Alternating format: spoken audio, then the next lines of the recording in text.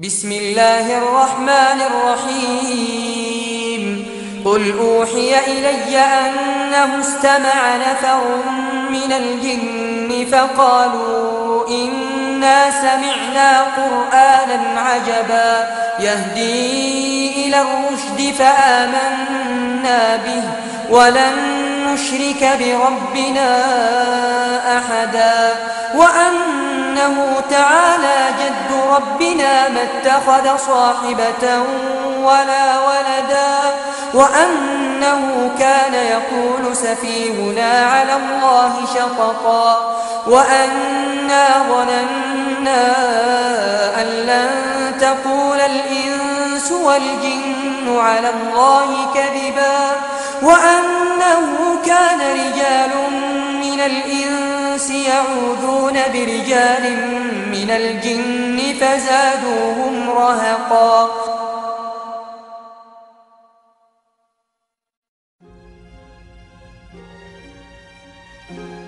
And of course, many of the people who are into the New Age are into astral projection and in contact with these spirit beings, and there really are spirit beings out there. They refer to them as the Masters of Wisdom, or the Great White Brotherhood, or the Enlightened Ones, and they believe that they are guiding society. These are actually demonic forces and demonic beings, and of course they can materialize and disappear. The average individual says, oh, that can't be true. And yet it is true, and when you talk to the people who are dealing with this, they come in contact with this many times. They have accessed this other dimension, which is truly a demonic dimension. And of course, tragically, it's becoming increasingly apparent here in America as we turn our back on God, and we're not really a secular society. We've gone from being a Christian society to a secular society, and now a society dominated by the occult forces, of which are intent upon ruling the world. If it's true that the Roriks were in contact with the spirit realm, is it then possible that these same powers could have somehow influenced the design of the dollar bill? And I know some of this is review for people that have gone through this, but I still think for people that don't know this, it's important to understand these things. This is a dollar bill, which is the now devalued dollar bill. And on the back of the dollar bill, there's a seal on this side. It's called the Great Seal of the United States. That's what it's called. It's their seal. Now behind the seal, this is actually what is behind the Great Seal of the United States, is a pyramid with one eye. Now the one eye is the sun god Re, which is where we get the word rays, sun rays. It is the sun god, same Mithraic character. And he shows up again and again. This is the Masonic god of the ray. If you look, you'll see the pyramid is built except for the top. It's built except for the top. The eye is suspended above the top. It hasn't come down yet. Because they believe until they've finished the Masonic project, which is the what they say on the bottom, Novus Ordo Seclorum, and then Annuetta Cheptis, he is pleased with our project. In other words, the God they believe in is pleased with our project. What is the project? This is the question. What is the project that this God is pleased with?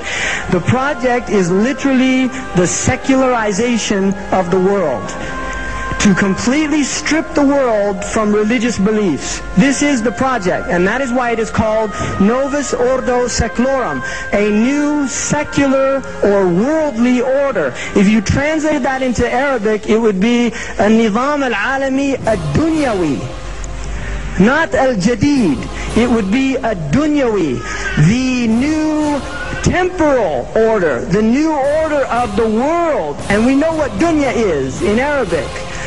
Dunya has a negative connotation in Islam, unlike alam, which does not have a negative connotation. If you read the Quran, alam is not a negative connotation. Rabb al-Alameen, Allah is Lord of the Alameen. We are part of the alam.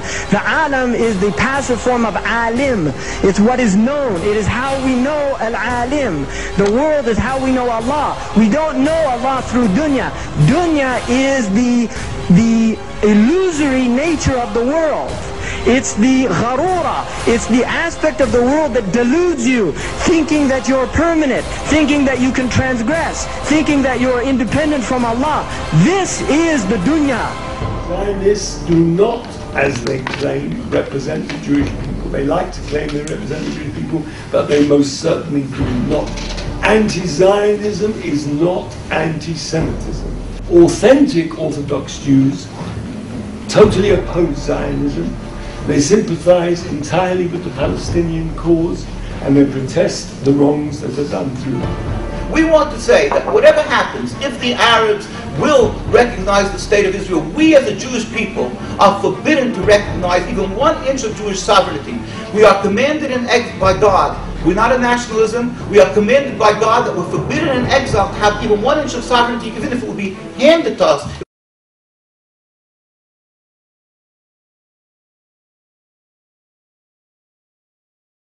وحرام على قرية أهلكناها أنهم لا يرجعون حتى إذا فتحت يأجوج ومأجوج وهم من كل حدب ينسلون واقترب الوعد الحق فإذا هي شاخصة أبصار الذين كفروا يا ويلنا قد كنا في غفلة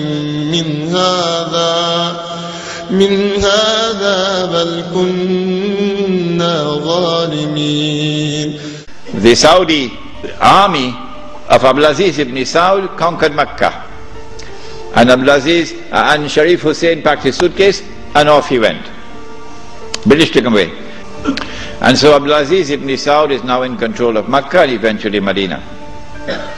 It's a Saudi Wahhabi alliance. Does he claim the Khilafah for himself now? No. What he does is, as soon as he enters Mecca in 1924 October, Abdulaziz ibn Saud makes a proclamation, and they're going to hate me for revealing this to you. The modern-day Kingdom of Saudi Arabia came into existence as a result of a rebellion against the Islamic Khilafah state. Britain sought to strike the Islamic State from within. Followers of the Wahhabi madhab by then had managed to establish an entity within the Islamic State, led by Muhammad ibn Saud and later by his son Abdulaziz. Britain supplied them with weapons and money, and they moved on a sectarian basis to seize the Islamic lands, which were under the authority of the Khilafah. They took up arms against the Khalifa and fought the Islamic armed forces, all the time goaded by the British. It was well known that Al Saud were British agents. The huge arsenals and equipments which reached them via India, and the monies to cover the war effort against the Khilafah were supplied by the British.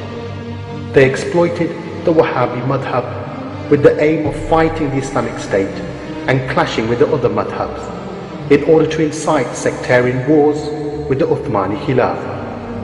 The followers of this madhab were unaware of this, but the Saudi Emir was fully aware. This is because the relationship was not between the British and Muhammad ibn Abdul Wahhab, but between the British and Al Saud. Al Saud's family reward for playing the most important role in this rebellion was to be granted by the British the position of future rulers of Hijaz. They had so much trust and confidence in their British masters and were so arrogant of their possession that they called it Saudi on September the 23rd, 1933, the only state in the world to be named after a family.